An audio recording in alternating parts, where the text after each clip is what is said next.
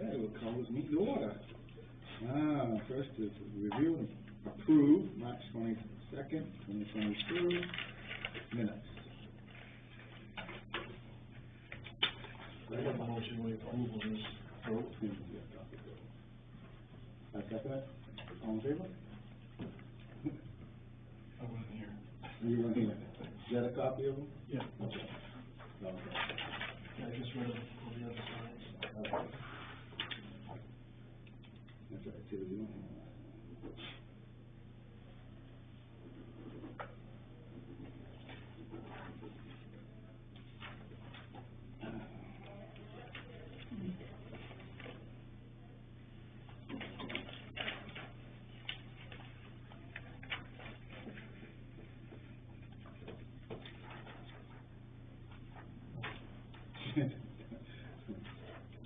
All right, let's see, review and approve April 5th, 2022's warrant.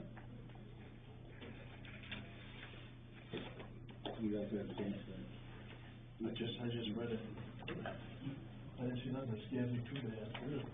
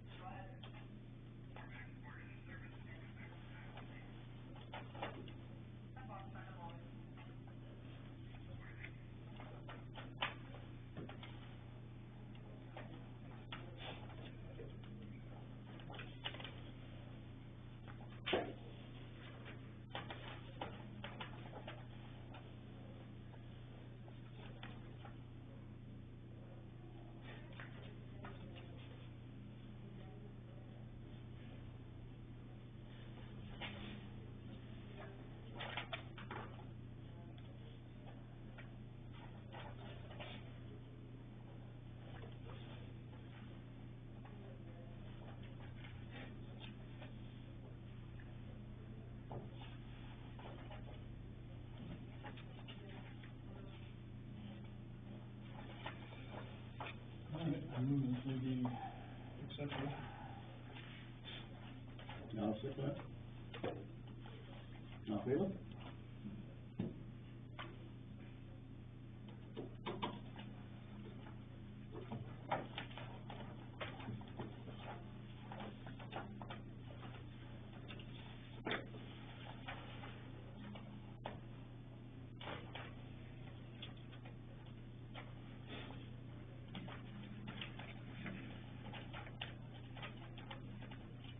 Where's the signature on it?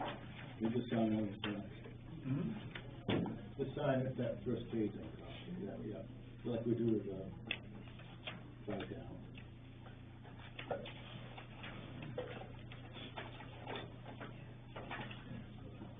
Payroll.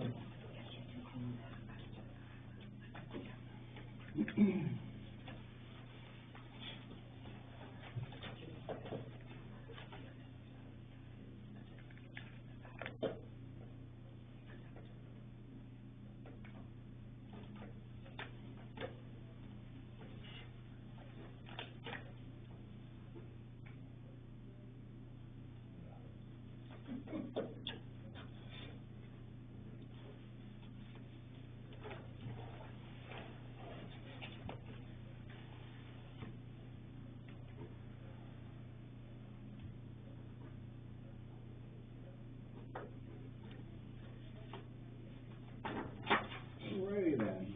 Lori Downey and Deb Flynn, you guys are up. Yeah. Stand up? No? We can sit, people. Yeah, okay, just fine. All right, so I'm Lori Downey, this is Deb Flynn.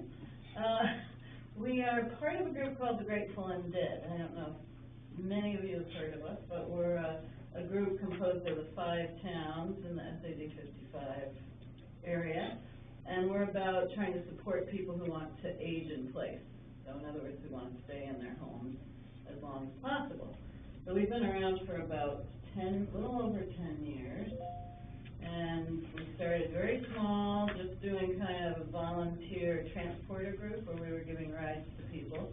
but it's grown. There seems to be a need for this. It's grown quite a bit, and we have several programs going on now. We've got about, I think 120 people on our email list, and we also do, we did the resource guide, maybe you've seen out in front, and we are doing a call-in, a wellness call program.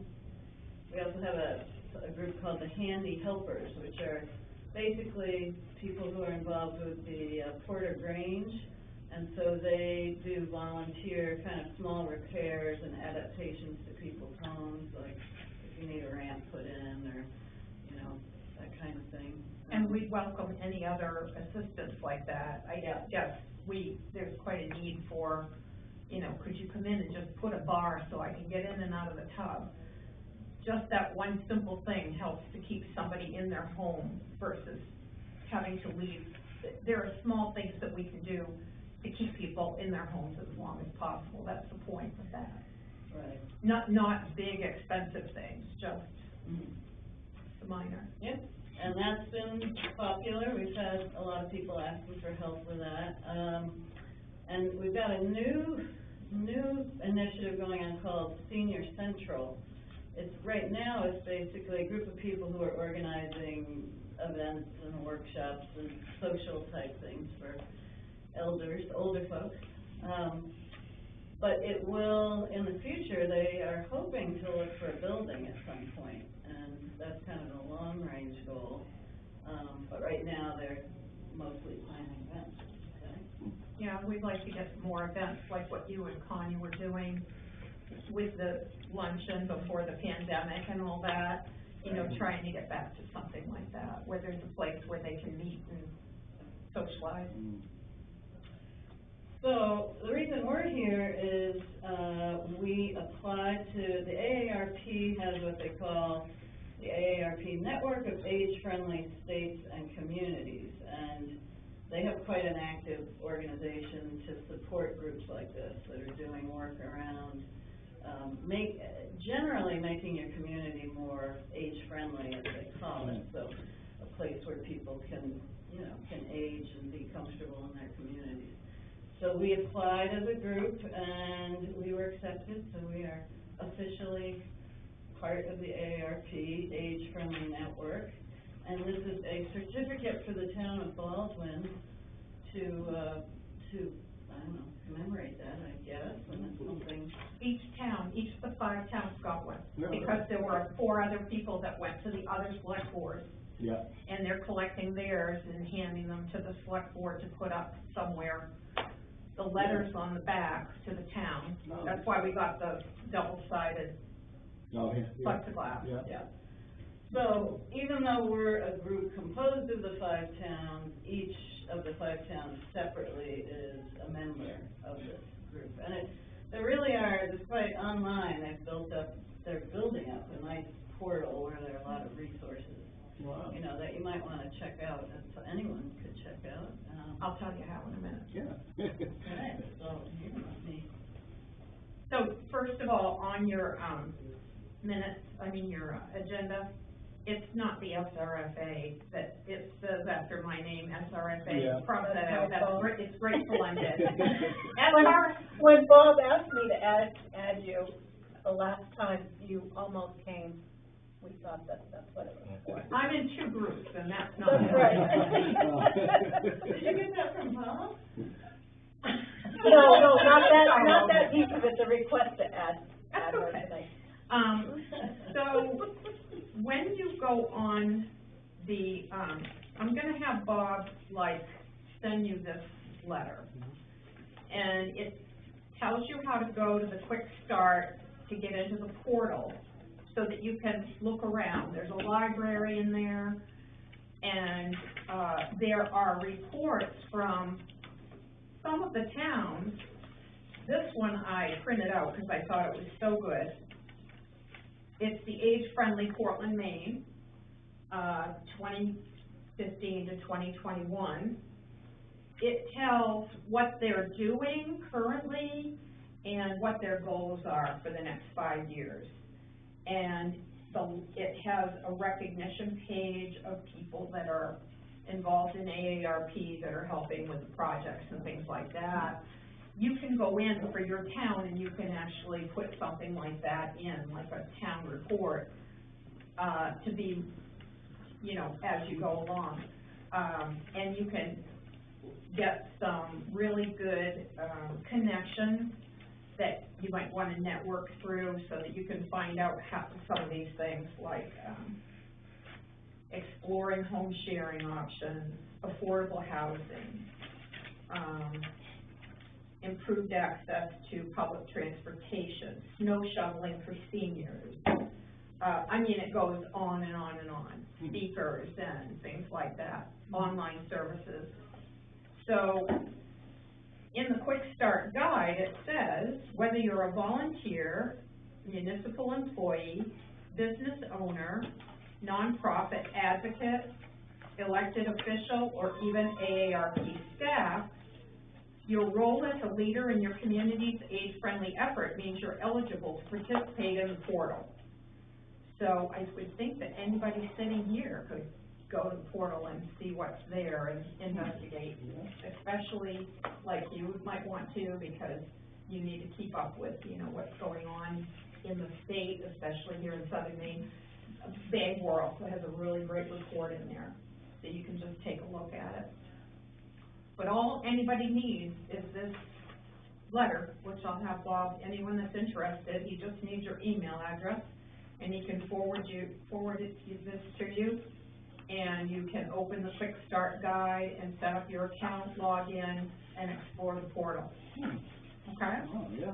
But we want as many people as possible to get in there and look at it, because certainly it's just not gonna be Lori and I at this point, you know, trying to navigate all this, but just suggestion, if you have any need for your seniors and you want to explore any of this, this is the way to go. What else was I gonna say about this? Or if anyone is interested in volunteering, Right. like if you'd like to be a volunteer driver. Most of the time, we drive people to medical appointments. You know, we've had a few people who have had cancer treatments, and so, you know, there's a number of treatments, so we need to line up quite a few drivers. But, you know, if you have a little time and you think you'd like to do that, you get in touch with us. A senior that needs socializing, that we have a walk every Wednesday morning, barring bad weather, right? Usually it's on the track over in Cornish. There's a notice in the shopping guide, I think. Yeah, they can join that. Also, when she was talking about the resource guide, do you know which one that is? The flip cards that are different colors, Yeah. color-coded? Yeah. One of the reasons we did that is because seniors no longer nobody gets a telephone book thrown on their doorstep anymore. You know, that's how we used to do it. Yeah. And a lot of seniors can't navigate the online resources. So we tried to put, thanks to Lori, because she color-coded it and everything, we researched all the local or the most pertinent telephone numbers so that people had numbers for the food pantry and for the healthcare and for the, you know, whatever they needed. And that's what's on those cards. And they're gonna have to be updated every 5 years or so, we've decided, because some of the phone numbers will change. So the ones we have now are about 3 years out. Yeah. Maybe 3 years out. So when you know, if you need more of those, I think we probably have more Yeah, available. we do. So just We call did one have of us. some out at the entrance there, I don't know how many, if any, Check on the way out, see if you but need. I know that we Yeah. did have some there at one time. So are there any questions about that?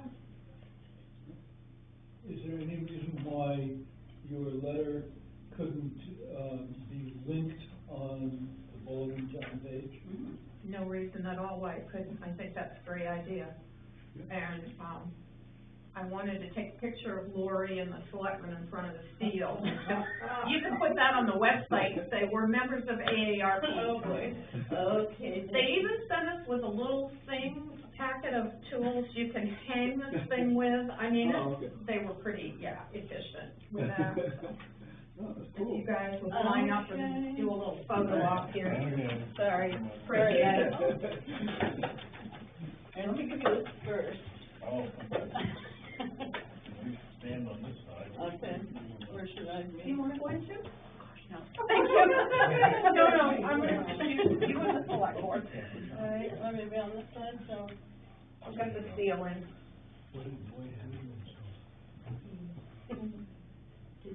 Okay, I wanna get your gorgeous faces, there we go. Nice, thank you. I'll forward that to Bob and he can get it on the website. Thank you. Great. Yeah.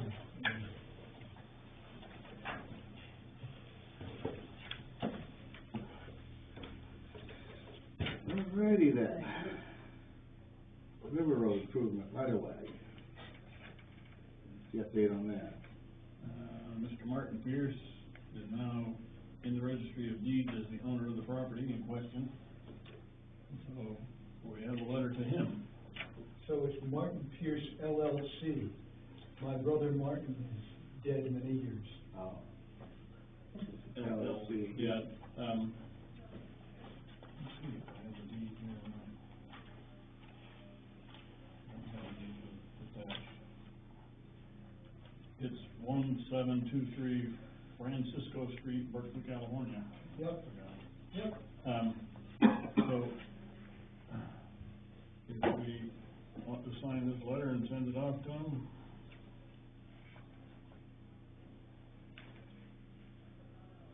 I think I've read this before. Probably similar to, it's probably names changed maybe.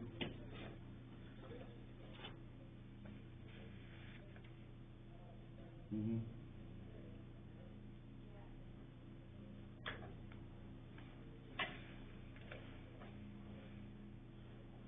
Yeah. Yeah, you sign it? You sign it? Yep.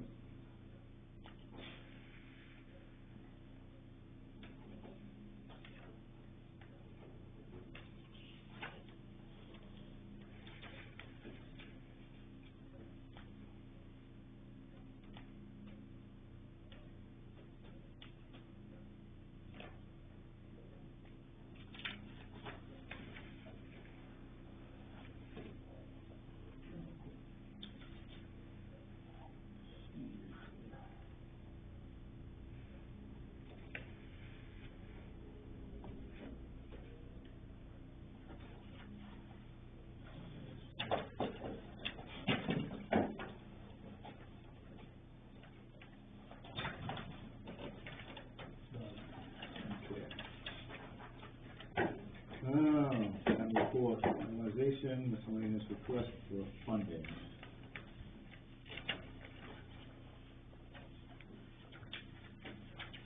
You get, I don't have any miscellaneous requests for funding. Ron was asking me, I remember that email. There were a couple small requests. One was from Maine Public Television, and there was another request, that didn't actually have, I believe, a specific monetary request. It was more of a donation type of scenario. You remember which one? No. We'll have to hunt those down. We voted to table it for now because I don't know if Bob was off or if you, one of you, it was just two of you for that meeting. And Jimmy voted to table it for the time being. Yeah. Well, the main public television one was a nominal amount, was $100 to $200. Right. And then we have that recent email, their request for the ball field, out here. They didn't specify an amount either. No. But I don't know if it's up for discussion or if it's something that would have to go in a warrant or how that would work. Well, generally they are, a warrant item. This is through the rec council? No, they wanted it to be separate, or if the funding that we typically would give to the rec council, if we would kind of hold back or give them first opportunity being town ball fields to work on adding, dirt to the infield and the mound and that just came through, it was either today or yesterday. Oh. I forwarded it on, but maybe you haven't had a chance to see it. Before it came in, the request for the dirt for the ball field. I mean, I don't have any problem with putting them in as a warrant item, and let the voters decide. Yeah. Yeah. We'll take some money off our back. Well, it's, For the kids, yeah, you know, so they may think of how to probably go through and stuff, but at least we've had an issue here, we didn't even know that he was gonna use the ball fields. And all of a sudden, 10 cars arrived out here one night. Yeah. Yeah. So I mean, it'd be nice to know if they was gonna use them or not gonna use them. They do intend to. They're going to be using, for various ages, they're gonna be using the fields this year. Yeah, well, It'll be like a nightly thing. good, that's what they're there for. Yeah. That's right. Yeah. Yeah. All right,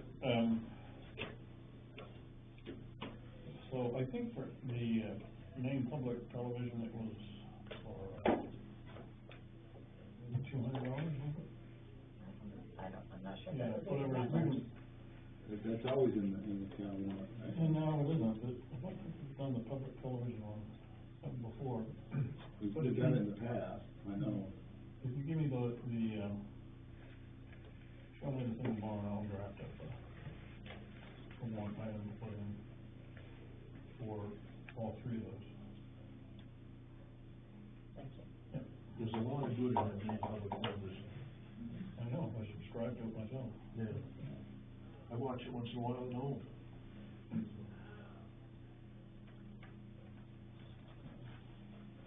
Okay. All right, corrective municipal quitclaim deed affidavit. The saga goes on. So, you've seen the affidavit, Yeah. and you've seen the corrective quitclaim deed. Yeah. Third note, further, complaints about the final ones that were done by the town lawyer. So, I would move that we sign them. And have Robin, see if she can get them through the registry of deeds. Yeah, I'll second that. All in favor?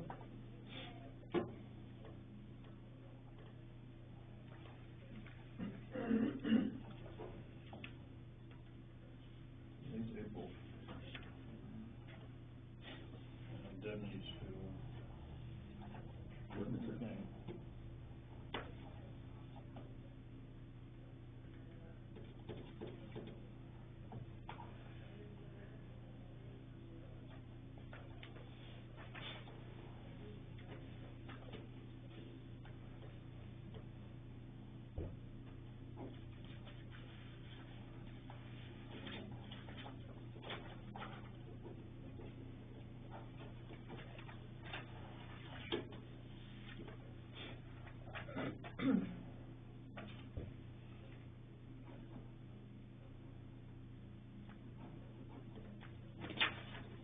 You want to go through it right now? Sure. Yeah. We're gonna lose them.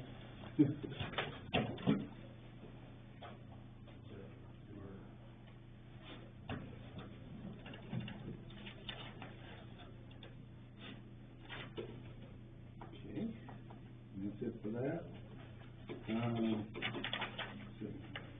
Sand Pond meeting protocol. Let's get thoughts on that. I thought, last meeting, I told you, we need to be, more precise when we make a meeting, and, because we have to advertise it. So, next meeting will be May 19th.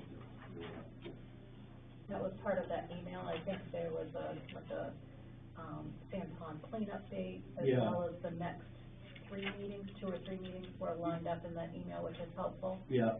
So, I'm told that because it's a public meeting, it needs to be advertised like in the shopping guide a week beforehand, Right, correct? yeah, that's what I told them, our last meeting. Now, is there some sort of a chain notification with committee members? I had one gentleman come in yesterday, and, I later found out, I guess Danielle was emailing them personally to notify them. Yeah. Just them, not like the whole chain. So I just need to know what my responsibilities would be there in terms of notifying folks. Is there a chairperson or something that has an email chain that sends everything Ben out? McKenney. Okay. I think he's, pretty much in touch with everybody. Okay. I think she ought to have a list, an email list, and a telephone number list. Yeah. You know, Bob did- because right. the ball ain't been bouncing very good here. Right. You know. Bob had sent me some. I don't know that it's a complete list. When we first started Yeah. questioning things, so. I'll email Ben and see if he's got a list. Yeah, send it to you.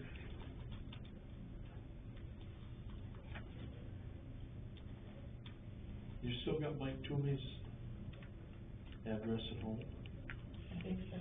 Yeah, so that, I mean, that's another one that's on, Mhm. I don't know if it's gonna be on the list or not. He is part of that email Yep. chain. You shows up on it. Yes. Yeah.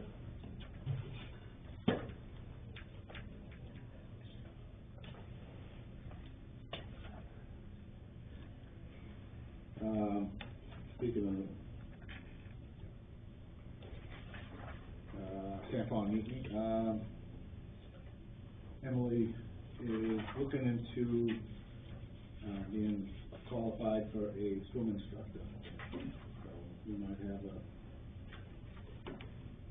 swim instructor for, I don't know, it'll be this summer until next summer, but she's looking into it. Good. Now, it would be, if she's working under the town insurance cover that? No? Something we'll have to look into. I might have to put a rider on. Yeah.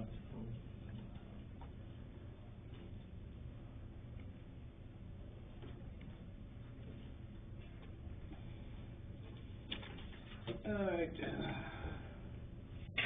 FY 24 county transition taxes.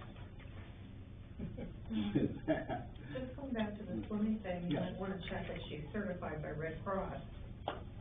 She has to, whoever instructs has to have some kind of certification. Yeah, right, yeah, And that's you what can she's see looking it. into now is Yeah, learning, see it's getting a certification. See if if the Red Cross insures their Oh, I certified see. people. Oh, I see, okay. I was a Red Cross instructor for years. Yeah, and you were under them? I don't remember. Yeah, I'm trying to think of back when Daddy was taking swimming lessons in Hiram, and we were on the Saco River. I mean, that never crossed my mind, insurance, and. Probably had nothing. Yeah, and I remember No, the you instructor saying, her best swimmers were the kids from Hiram, because they had to swim with the current. I guess the current or whatever. Like, wow, never crossed my mind. And every parent should sign some kind of a waiver, you Yeah, know, yeah, so the town's not, liable, I right, guess. yeah. I don't know. Okay. I don't know how it all works, but Yeah. Or some kind of, it's kind of, yeah, yeah. yeah. You wanna protect everybody. Cover us, Yeah. yeah. Well, I don't know, if things have changed, we need life rings now and everything else. You know, I mean, things have changed over the years. I'm sure it's It's like when I took them, we had nothing. Yeah, You exactly, know? yeah. Yeah. It's pretty much. Parents sitting on the bank hoping their kid didn't drown, you know, and swim across the river. Yeah. All right, what's this all about, Bob? Okay. Well, one of these letters that was stacking up in my email was one from Cumberland County back in January 4th, telling us that they are also changing their fiscal year from calendar to Oh, yeah, I remember that. FY. And so they're not doing what we did, they're going to a 18-month tax commitment. And, so in this last commitment that you folks are just paying taxes on now, we didn't have any county taxes on that, but they will issue us a tax bill this fall, and then the next year they were going to start billing us for their transition period, and they wanted to know, do we want to pay for the transition period all at once, or pay for it over 5 years? My thought was, any bill that you can pay over 5 years is a good one. So this is a letter back to them telling them they want to pay for it over 5 years. Yeah. Sounds good to me. All right.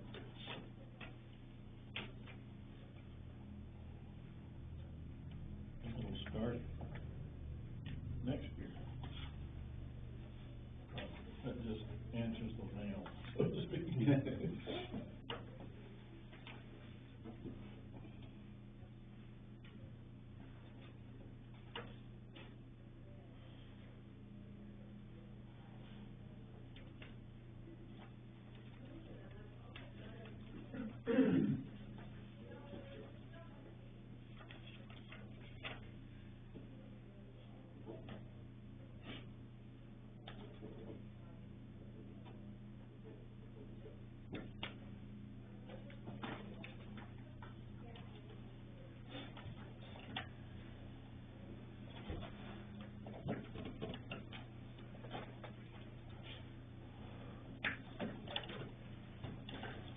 All right, how to tax tiny houses and accessory dwellings.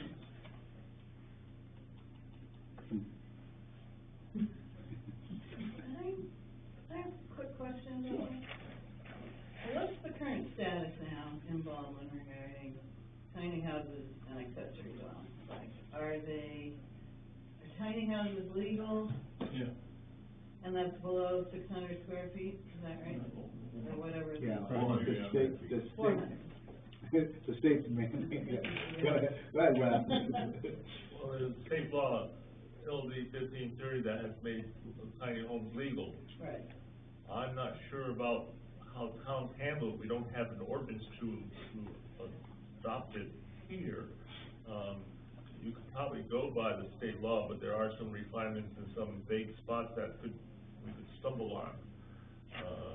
But other than that, Does the state law? I've had 2 light inquiries about it, or situations where a tiny home might be built. Hasn't happened yet, but it's coming slowly. So under the state law is defined as. Okay, let's see if I can keep this short. Sorry, I just. The tiny homes is basically meant tiny homes on wheels, like a house trailer. However, it can be a stable fixture also. You can stick to one. First requirement is the ground floor, the living space of the ground floor can't be any larger than 400 square feet. A tiny homes on wheels, like a trailer, it's restricted in size to be roadable, 8.5 feet wide by no higher than 13 feet, and the length to make it up to 400 feet would be close, I think, to 43 feet long.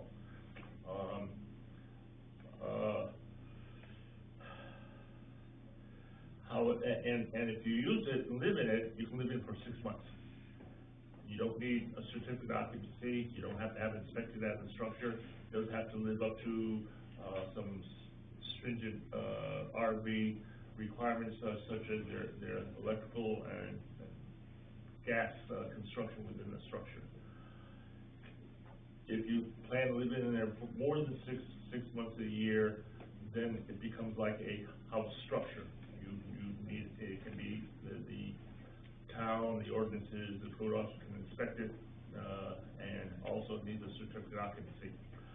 If a tiny home on wheels is attached to a septic system or CMP wires, something becomes a fixed unit, and therefore it is like a house and falls under that.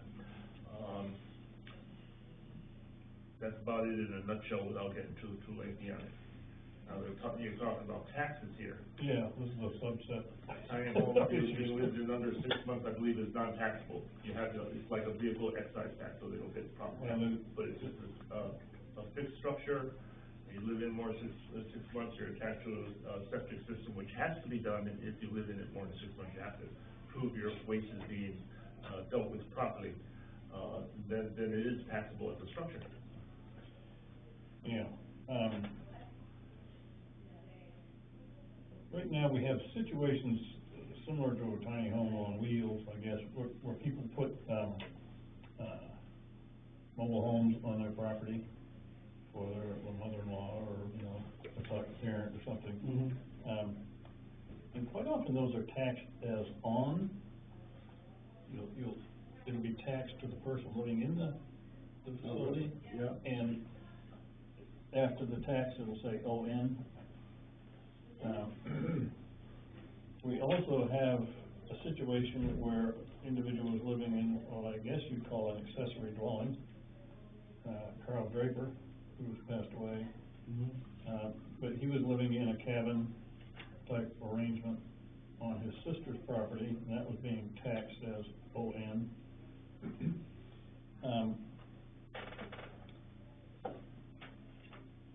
In the situation with Carl, he's passed away, the town's foreclosed on the property, but I'm not sure what the town can do in that regard. And, you can't sell the house because it's, you know, to recoup the taxes. And we have the same situation with, some trailers that are, you know, sitting on people's property and people don't pay their taxes. And, I'm just wondering if we shouldn't see if we can establish a policy that the tax bill goes to the person who owns the land that it sits on. I think so. I mean, this is gonna come up more and more. Yeah. People Yeah. put, you know, a tiny home or an accessory dwelling unit on their property. And, I think it needs to be tied to the land itself. And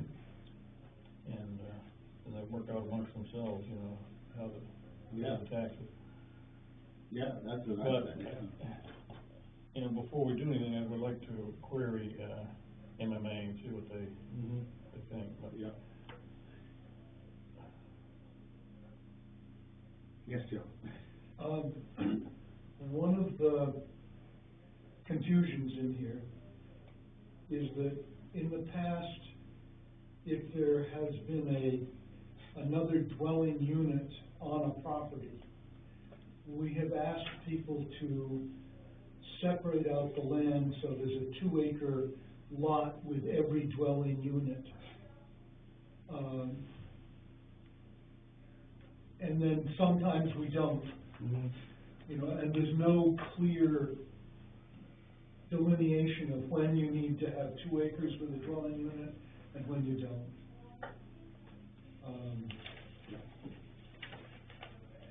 I think a lot of I'm instances, disagreeing with you, Bob. in a lot of instances, there isn't another 2 acres there. It's just a trailer sitting beside, or, you know, we've had instances where there's houses built on land, or there was no deed for a separate lot for the house. I have a separate building on my land that is a dwelling unit, and I notice in the tax book, they separated out an acre to go with it, but I get one tax bill for both houses. So it's a confusion. Yeah. It's not done the same way every time. Huh. That's all I'm saying. Part of the LD 1530 law is to allow 2 residences on the same property. The tiny home on wheels would be a secondary home. Under as involved, we require 600 square feet to be a primary home. Yeah. So a tiny home would not be a primary home.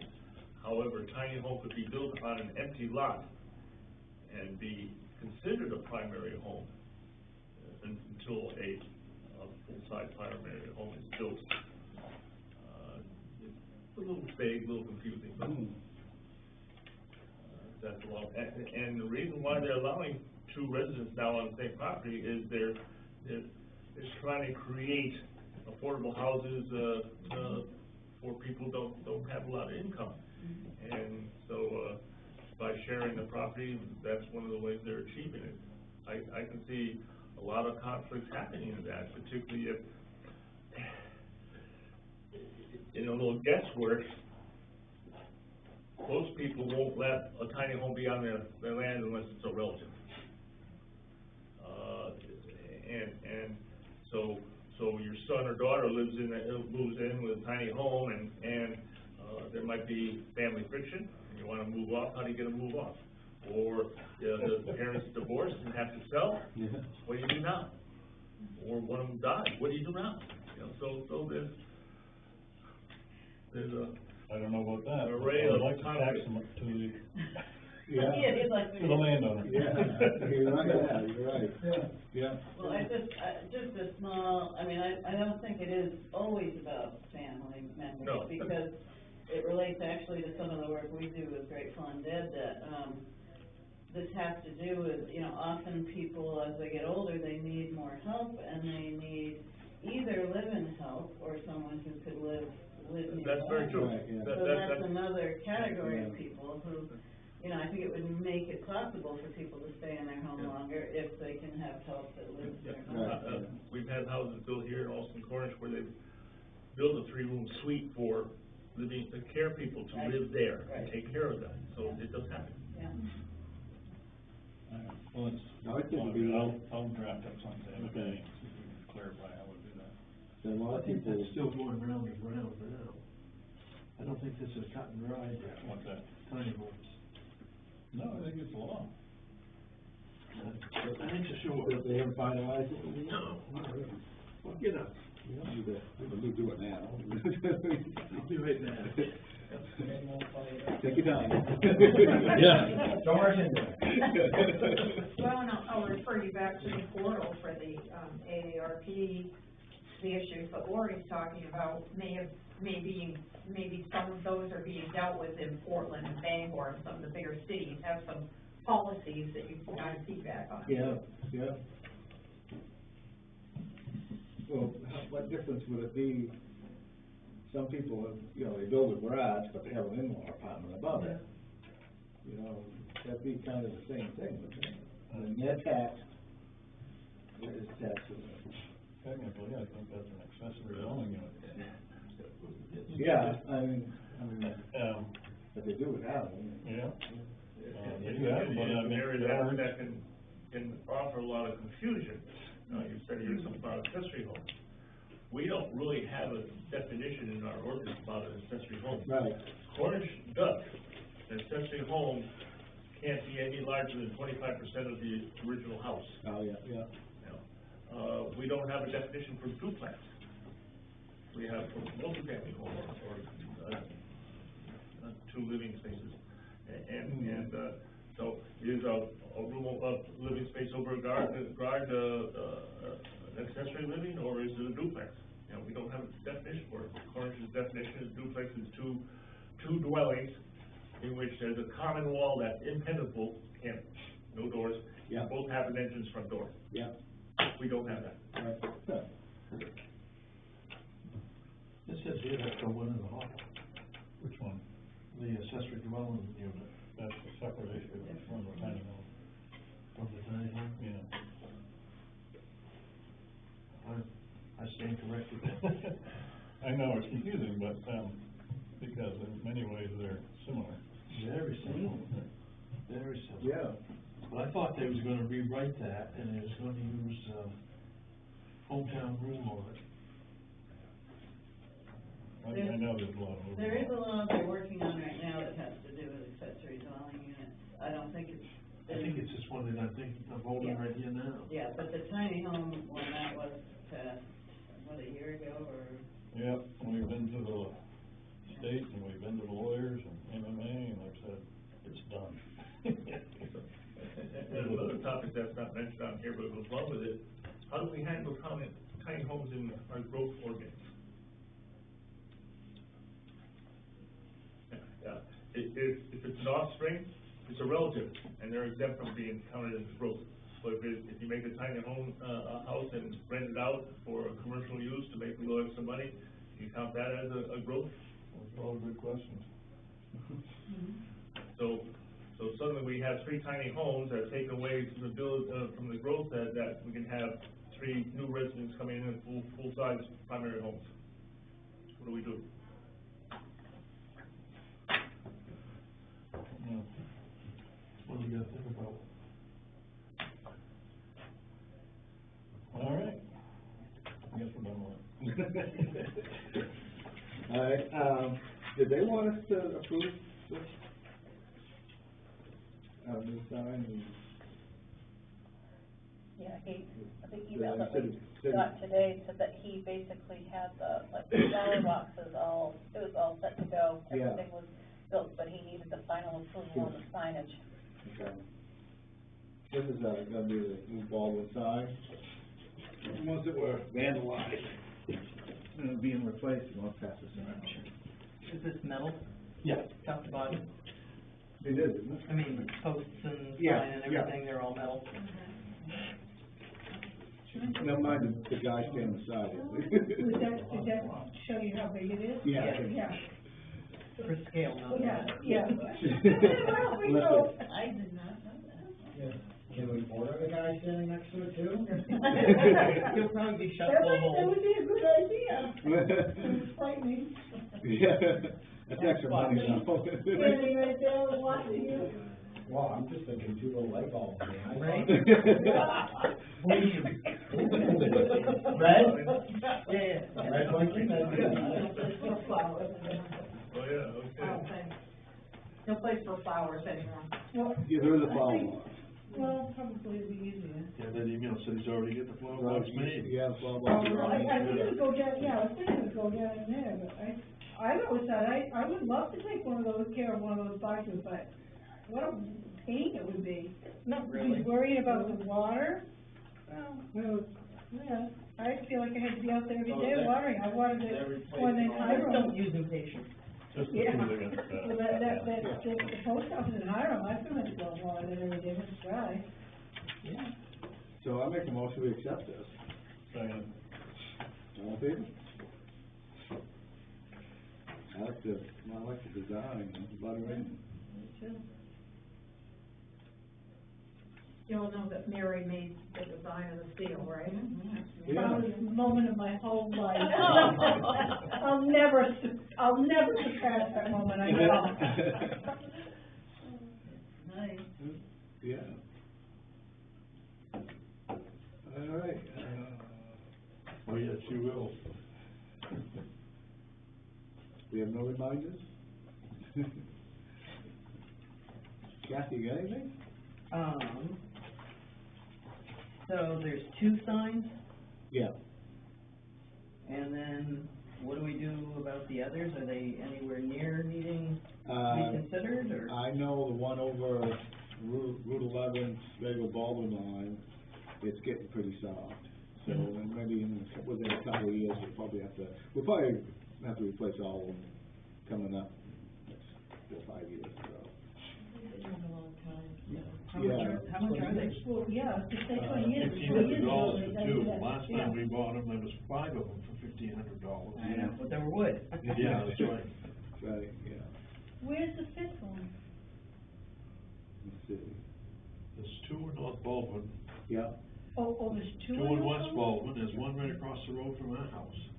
Where are the 2 in North Baldwin? One's on 111 and one's on 107, yeah, the Baldwin Vega lines. right on the town lines. And then Baldwin Hiram line, right? Baldwin, right? Yeah, That's the one that, yeah. They That's one that got cut down. Yeah, there was one on Douglas Hill Road, and that got taken down years ago. Yeah. That's been missing for quite some time. Yeah. Then the one over coming from Corners, But that one's gone too. that's the one was cut, yeah. Did they take the signs? No, No, there's one. they cut it down, left it, yeah. Then we left it there to see if anybody would own up to it or Right, anything, but brag about it or whatever. nothing. Bob went over and got them, and I guess they were pretty rotten anyway, so. Fell apart before we gave them the truck. Wasn't like a porcupine or a beaver or anything. No, It yeah. was a chainsaw. It was a chainsaw. Yeah, It was oh, okay, cut, yeah, yeah. probably. Porcupine. They have to be distracted. So, for the library, we're gonna be doing a summer reading program like we did last year. We don't have Sharon Beaver to orchestrate it, but that's okay, we'll pump along as best possible. We thought that was a real good idea. So the title is Oceans of Possibilities. So we're gonna get a little enthusiasm over that. The repairs on the busted pipe are close, but not done. The air handler is not in action. The repair guy has not come back as he said he would. He said on Monday, he did not specify which Monday. So we're waiting, so. But things are moving glacially forward. The insurance company has been very good to make sure things get paid, and we're working on it, so it's close to completion.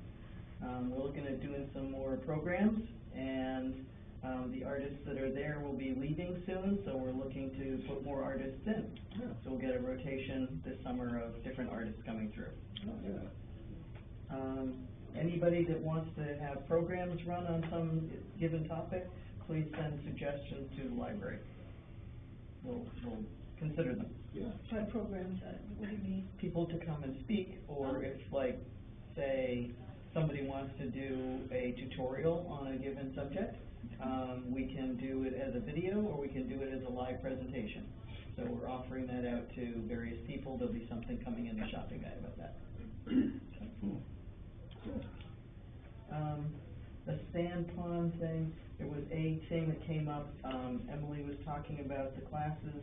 She was talking to Shakopee Valley Rec. They said they might be able to do the insurance with her. Yeah. Basically, they want her as a teacher, and I think she doesn't really want to do that yet. She's not in the position of teaching, so she's like, cautious. Right. But, yeah, that was another sort of wrinkle going through. Yeah. That's it. Good. Mary? No, I just, Connie, you got anything? No, except that we haven't really discussed it yet, but I would like to, maybe in September, after the school kids are done with their summer program, start up the senior lunches again. Yeah. Pending on the COVID situation. Yeah, right, yeah. So that is good. Joe? Nope. All set? Thank you. Okay. Bob, did you bring Jason's letter? Oh, no. My grandson wrote you a letter. Oh, really? It'll be coming to you this week, because we picked up over 100 bottles just on Chase Road the other day. 100 Bottles and cans, mostly beer, and nips, which is disgusting, and my grandchildren felt very empowered to write to you and say, we really need a $100 fine for someone that throws those out the window. Yeah, it was really, really a lot, and I pick them up every spring, and they were, you should have seen their little eyes bugging out when they were picking them up. I mean, look at Granny, look! And, we picked up a couple of bags full of trash too, but the amount of beer cans and things was Seems like there is a lot. exceptional. Yeah, I've seen a lot. And we're just a little short. Right. If you multiply that times all the roads in the town of Baldwin. Well, and Chase Road isn't really one that's traveled a whole lot either. I mean, it's just not like 113 or, Right. Kind of a cut through. I think Yeah. people are throwing the cans out, they don't wanna get caught with an open can of beer or something in the car. Mm-hmm. And, Also, too, there used to be a lot of people who would pick them up, too. I used to pick them up and we'd cash them in and help us pay for Disney trips and, give us some extra spending money. And I haven't seen a lot of people doing that. I've seen a couple. Have you? I've seen a couple, but not like it used to be. Right, yeah. There's a fellow who lives in Leamington, he rides a bicycle, Yes. got two baskets Yes. on the side. Yep. He pays for his property taxes every year with bottles. Wow. Wow. Good exercise, it's free money. Yeah, Wonderful. yeah, Yeah. he's diabetic and he needs the exercise, so he does it for that, Yeah. and then he pays his taxes every year. Yeah. Wow. A lot of cans. well, his letter's pretty cute, and there's one little rectangular box that says, I'm just a kid in it. Bob will bring it in. Yeah, it runs out of room, and we didn't get them involved. Or you gotta pick that. I do have one comment, and that is, you know, I'm aware we have a new, growth commissioner and crew, and, I just wanna say they are doing an excellent job, Good, as far as I see. yeah. You know my road, so. Good, thank you. Thanks, you guys. I appreciate it. Yeah, they don't hear that very often. Hey, I have a note for you. I talked to the Johnson Controls folks, and they're gonna send somebody out to reset your workstation. So you can get a new password. And, they also gonna send someone out and install a LTE communication box. I'll let you know, they're gonna call me before they send somebody out to do it, I'll let you know. Wes, you got anything? Yeah, I gave Long Roads a visit, and they're just about ready to throw the switch and turn things on.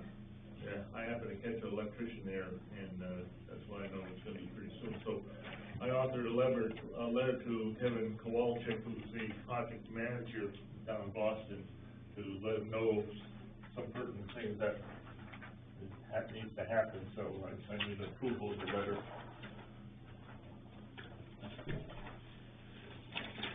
Yep. They actually connected to CMP last Wednesday. Pardon? They connected to CMP last Wednesday. They are producing electricity. They're way ahead of the game. Send special delivery.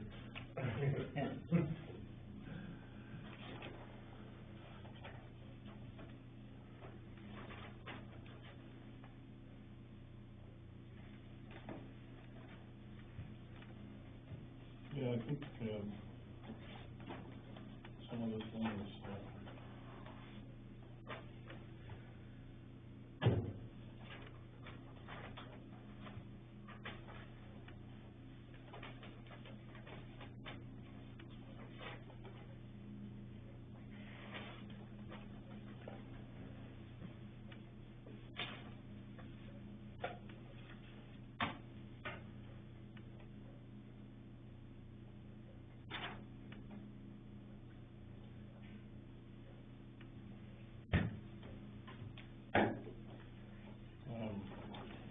yeah, some of this is, I think some of this is overcome by events, because it's already been turned on. Yeah, I wasn't aware of that. Yeah.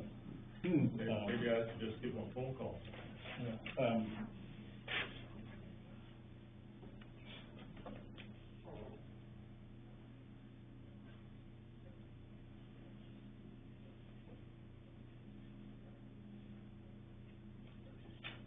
You know if they're gonna put the sign up, Joe? As far as I know, yes. Yeah. I know, that was talked about at planning board meeting and stuff, right? They tell me they will not be done fooling around, so to speak, up there until the middle of the summer. You know, they'll still be doing, you can't plant grass seed now. And, you know, I mean, there's just a whole bunch of stuff that sort of are gonna follow along. Mm-hmm. You'll take care of most of that then. Yeah, I'll take care of it all for you. Yeah. Well, I'm driving them on things like picking up trash. Well, I know you mentioned that here a couple of weeks ago, you said the same thing. Yeah. I see today up in, I believe it was Brewer, they okayed a 10-acre solar site up there, but they're using, one thing they had to get it okayed was using a fence that a deer can run through. Deer can run. Yeah, animals can run through this fence. So much. What's the sense to have that? No. Well, the DEP makes them put up a fence, and the bottom wire is not supposed to touch the ground. Yeah. So there are plenty of places where I know as a enterprising 12-year-old boy, I could have snuck right underneath, and that's the way DEP wants it. Yeah. So I'm working with them on some of the issues, I'm even tougher than Les. Oh, really? Absolutely. I believe that a neat, tidy, orderly appearance, is a deterrent to problems. Right. So you don't tempt people. Right, and it looks like people's paying attention to it, and. Because they are. Yeah. Yeah. Something's gonna be there, and, yeah. And his question on the panels that are broke, do you know what they're doing on anything like that? I want to read. Okay, so, the panels contain cadmium telluride. Telluride is a poison. Cadmium's a poison. Combine them together in a molecule, and it's inert. So it's not a poison. It's sort of like confusing water with oxygen and hydrogen, and don't put water on a fire because the oxygen will explode. Mm-hmm. Cadmium telluride is something different from telluride. Mm-hmm. So that's an erroneous assumption in there. No.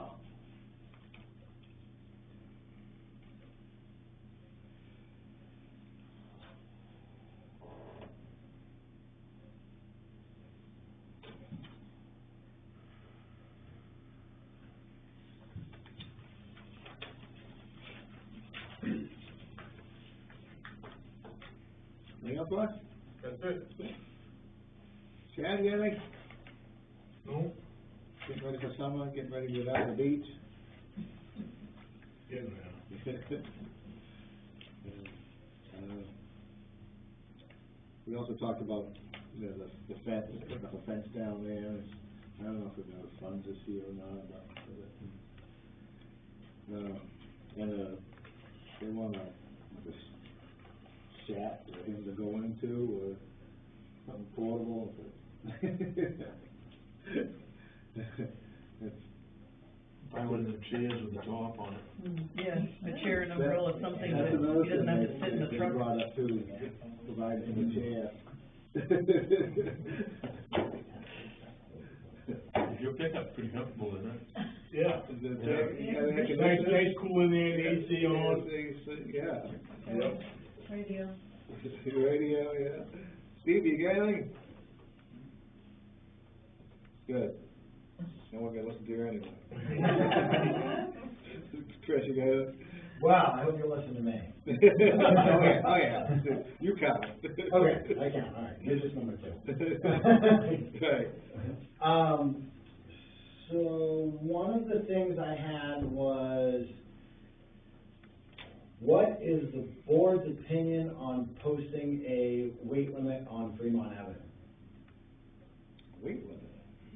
Because what we have is a bunch of trucks cutting through to go to the mill, empty or loaded, doesn't matter. Even though the road's posted. Even though the roads are posted. I've seen two since they've been posted, and according to Maine State Police Department, which I've made several phone calls to, and DOT and everything, that as long as they're empty, they can run them. I don't know how that factors out to that, but It's still pretty heavy though. 43,000 pounds. Yeah. Running empty, yeah. But because they're empty, or not loaded, with the exception of tools, is what the poster says. And with all the other houses going in on the road, because there's what, a projected of 14 different houses over the course of the time. Yeah. I didn't know if it was something that we wanted to address to keep the road as good as we can, for as long as we can. Right. Would you need an engineer to? As far as what I can find out, it's basically up to the road commissioner if he wants to do it. And it's just up to them, I guess. And I was like, well, I don't know. So it's basically what's the discretion of the town, essentially, the board or the road commissioner to, if they would like to or not. Set a limit on it. Right. So, I wanted to bring it in front of you guys to see what your thoughts were on it. I think it's a good idea, so they won't be staving that road up. Especially, I mean, it's all it is a cut-through road, they go to the light, Yeah. stay on state road, the state has the damage. That's right. How many kids live on that road? I don't know about how many kids. I mean, it was- I don't think there are any, No, I don't. not right now. One of those new houses has toys. Yeah. Yeah, I think so. Yeah, just so maybe there's one house. Yeah. I mean, you could use that angle too, it's like a neighborhood road, it's not like Well, a, that's why I was like, projected 14 new places on it. it's like Chase Roads the same. Road's the same way, they just cut through from 113 to 25 back and forth. And Yeah. Speed, they go like 40, 50 miles an hour. We tried to set the speed limit on that. Yeah. We have no authority to do No, it, that's set by the the state. Yeah, The speed limit's 45 on that yeah, road, which really surprised me. yeah. Because what they do is they do the speed study and it factors in of how many vehicles and how fast they were traveling at the average time. And that's what they go with. I would think you go by the population of the. Well, I think that plays a factor into it, but a lot of it, I guess, is based off the average speed of the vehicle traveling that They road. put that strip out and. Yep. And they see how long it takes them to get point to A to B, and Yeah. that's your average speed, and they, yep, okay, so it's gonna be. But we have learned that if the neighbors sign a petition, send it to the state to lower it, because that's what that lady wanted to do up in West Baldwin Village. That's right too, yeah. Yeah, lower that speed limit up through there, and she called the state, And where did that get her? nowhere, yeah. Exactly. Like Cedrin. I didn't know how the board felt about that. I'm good with I'll that. do some research on it.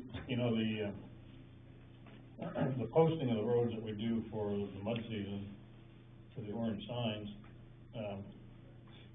we're supposed to have an ordinance for it. Oh, really? Yeah, Well, otherwise, you can either fall under the state, or the town can enforce a additional posting ordinance as far as roads are concerned on top of that. otherwise it's just, if people don't, it's just a courtesy thing. I'll get out the information on it.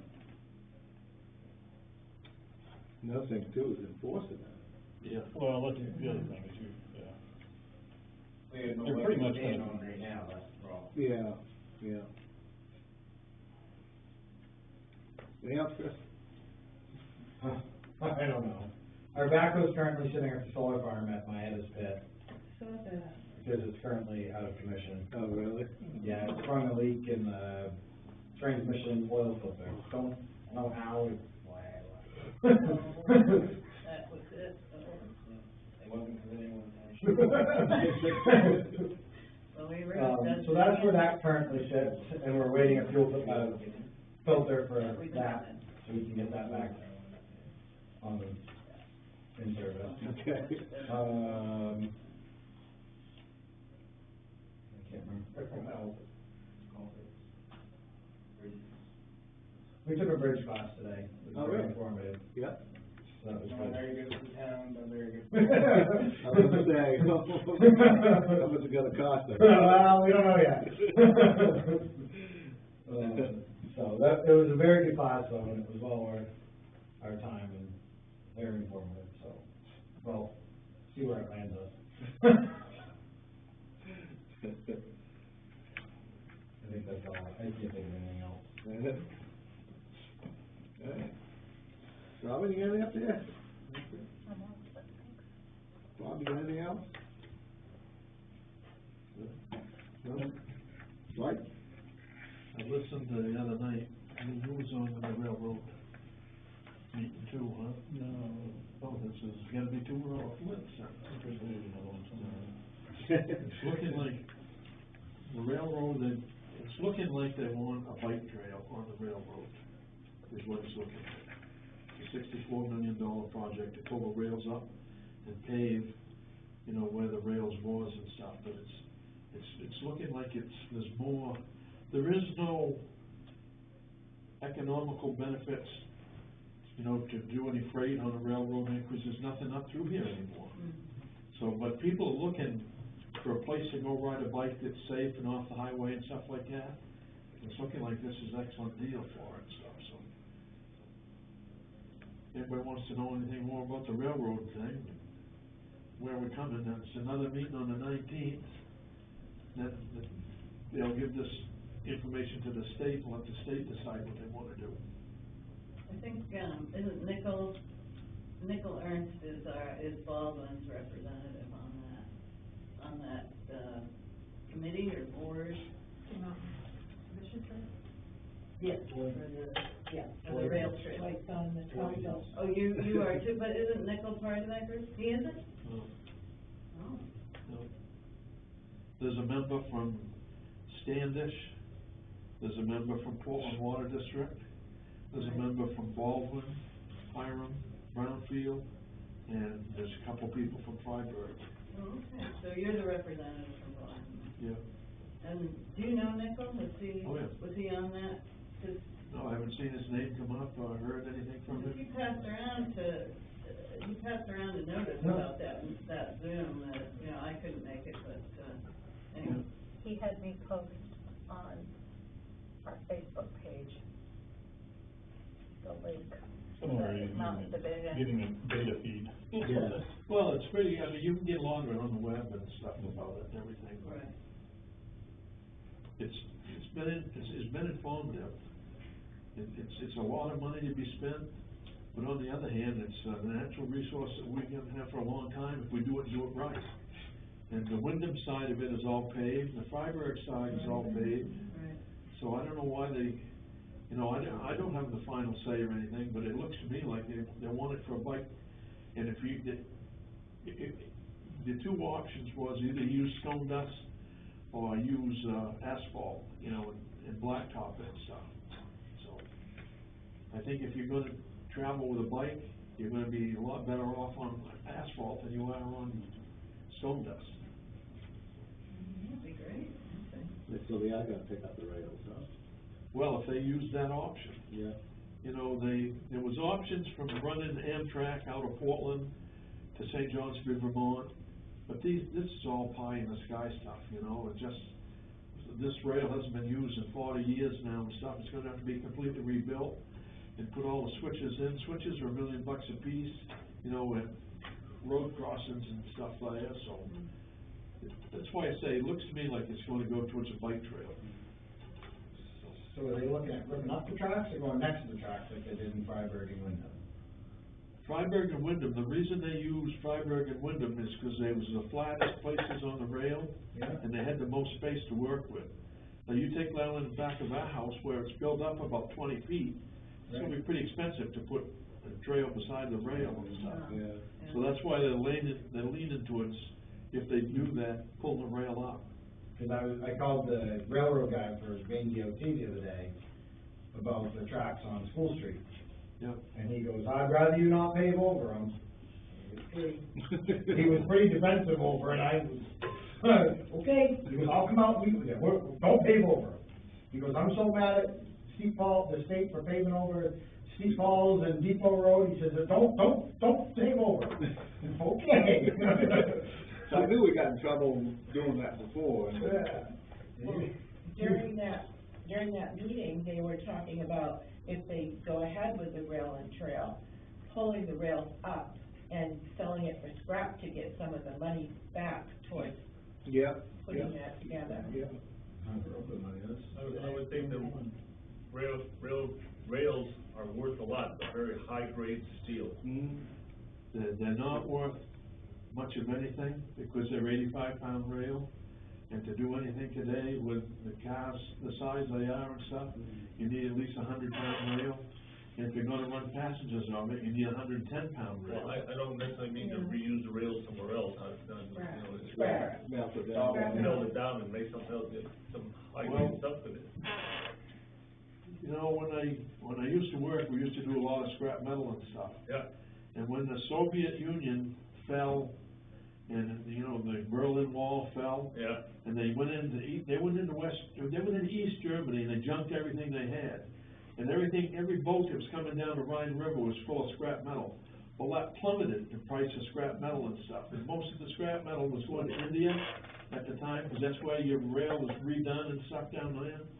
And with what's happening over in Ukraine right now, with all the junk metal that they're gonna have over there, same thing's gonna happen again. It'll flood the market and drive the price right down again. Right now, scrap metal's over $300 a ton.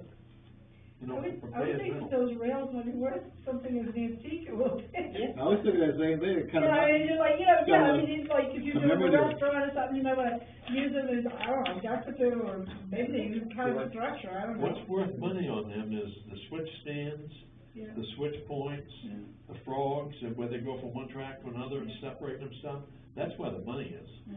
But with the rail itself, it's not very much, that rail's got a lot of use on it.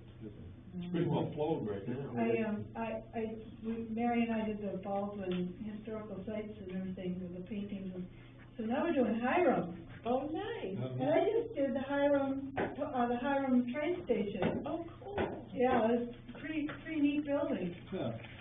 It's kind of cool, fun, because it had like the rails coming on both sides of it. With the 2-footer? It's the narrow gauge. Narrow gauge. No, not the narrow gauge, this was right up behind Cotton Store. Yeah, that's what I'm talking about. Is that not the narrow gauge? No. No, Well, narrow gauge. you used to be years ago, where the two come together. Well, they come Oh, I like don't from know. Bridgeton on the narrow gauge and get onto a bigger train. That's south. right. It's in- Yeah. Yeah. So that's my railroad story. That's mine. All right. Executive session, I move with the select board going to an executive session pursuant of one, MRSA, section 405, 6F, to discuss confidential records. I second that. All in favor?